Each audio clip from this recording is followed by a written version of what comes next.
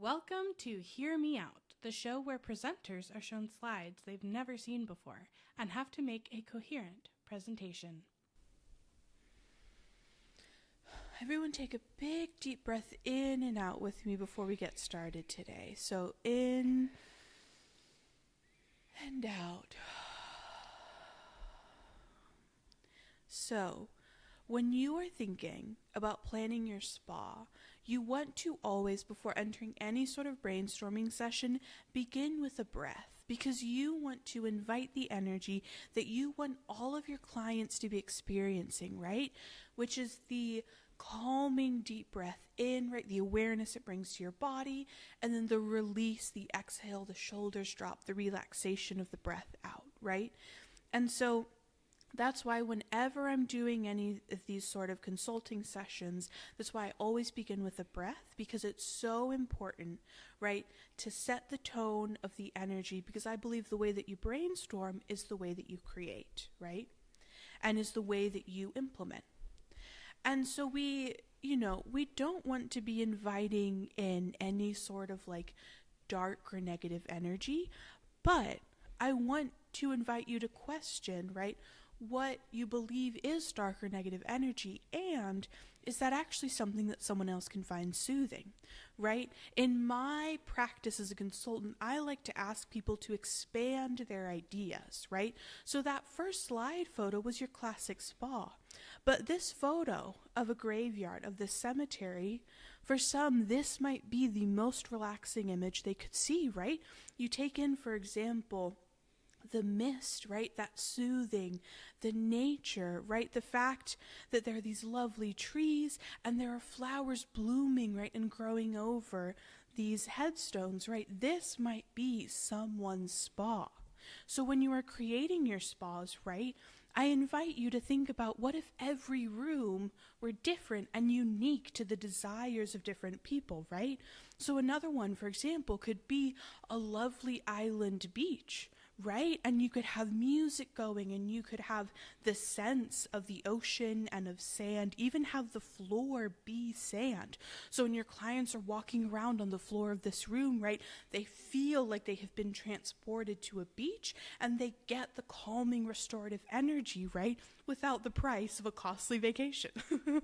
And also for some, right, they want kind of like the energy of the calm before a storm, right, in a circus or a rodeo that's out maybe in like West Texas or Oklahoma, right? For some, that feeling right before you realize that a tornado is about to form and hit the ground is when they feel their most calm and settled, right?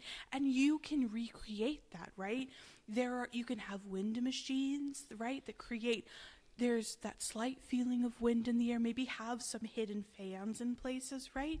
And obviously decor is no problem, right? So I'm not diving too deep into like, how do you kind of get the prints or the feelings, but I invite you, maybe even have, right, this type of fencing that you see, right, at a kind of circus or like rodeo type setup, right?